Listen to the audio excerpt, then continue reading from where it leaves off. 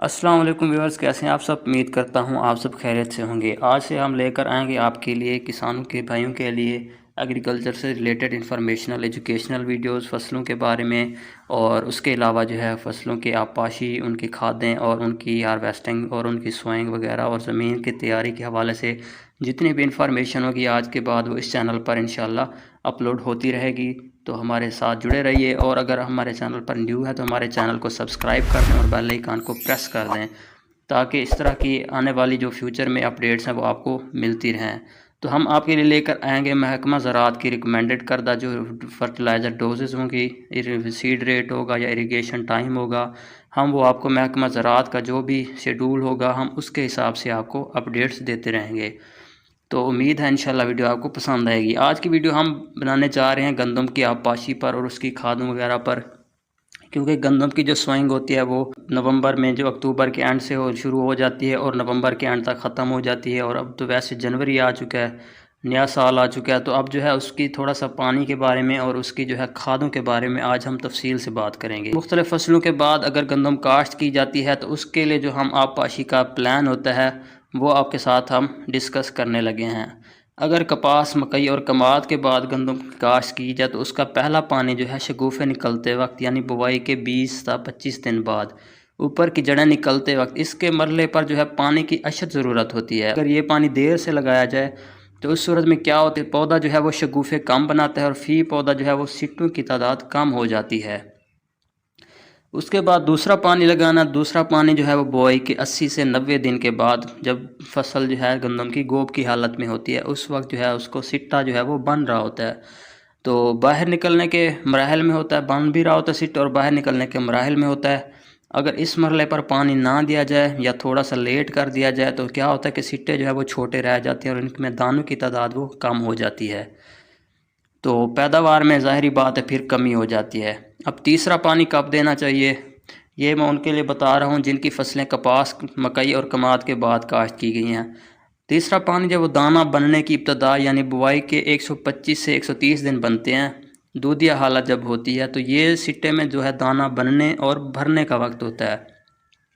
अगर इस मरले पर पानी ना दिया जाए या उसमें ताख़ीर की जाए तो दाने का साइज़ छोटा और वज़न कम रह जाता है, जिससे पैदावार में जो है वो कमी वाक़ई हो जाती है।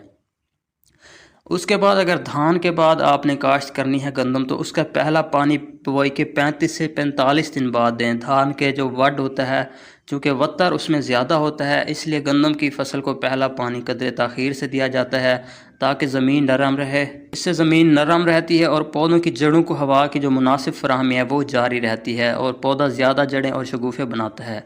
अब दूसरा पानी बुआई के 80 से 90 दिन के बाद गोब की हालत में देना चाहिए, और तीसरा पानी दाना बनने की इब्तदा यानी बुआई के 125 से 130 दिन के बाद, यानी जब दूधिया हालत होती है तो तब उसको जो है वो तीसरा पानी देना चाहिए।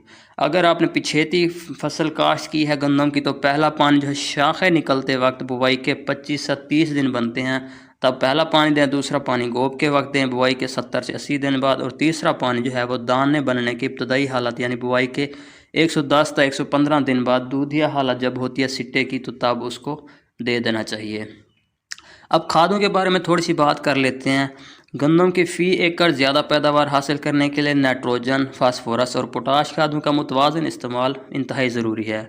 ज़राई माहिरीन के मुताबिक नाइट्रोजन खाद जो है वो फास्फोरस और पोटाश के मुतबादिल नहीं हो सकती, इसलिए सिफारिश करदा मिकदार की आधी नाइट्रोजन, पूरी फास्फोरस और पूरी पोटाश बुआई के वक्त इस्तेमाल करनी चाहिए, और बाकी नाइट्रोजन पहले या दूसरे पानी के साथ डाल देनी चाहिए। नाइट्रोजनी खाद के इस्तेमाल से फसल की बढ़ोतरी बेहतर होती है, जबकि फास्फोरसी खाद जो होती है जिसमें DAP, SSP और नाइट्रोफास वगैरह शामिल हैं, जो कि पौधों की जड़ों को मजबूत करती हैं, जिससे गंदम के शगुफ़े ज़्यादा बनते हैं और सिट्टे यकसां बनते हैं, तो गंदम के दाने भी मोटे होते हैं, जिससे पैदावार में इजाफा होता है। इसके अलावा फास्फोरस खाद पानी की कमी और कोहरे के मुज़र असरात से भी फसल को महफूज रखती है। इस तरह पोटाश भी पौधों को जो है बीमारियों से महफूज और सेहतमंद फसल को गिरने से बचाती है। इसलिए काश्तकार भाई जो है खादों का मुतवाज़न इस्तेमाल यकीनी बनाएं। आपाश इलाकों के काश्तकार जो हैं गंदम की पैदावार में इजाफा के लिए बुवाई के वक्त कमज़ोर ज़मीन जो है उसमें 1 बोरी यूरिया, 2 बोरी जो है वो DAP और 1 बोरी SOP, जबकि जो औसतन ज़रख़ेज़ ज़मीनें हैं उनमें पौनी बोरी जो है वो यूरिया दे दें, 1.5 बोरी DAP की और 1 बोरी जो है वो SOP की देनी चाहिए।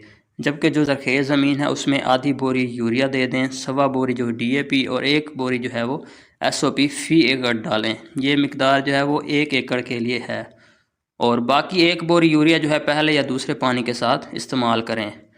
काश्तकार भाई अगर बुआई के वक्त DAP इस्तेमाल खाद नहीं कर सकते किसी मजबूरी की वजह से, तो पहली आप पाशी के वक्त जो है वो फास्फोरसी खाद का छट्टा कर दें, उसके बाद पानी लगा दें ताकि उसकी पैदावार जो है वो मुतासर ना हो।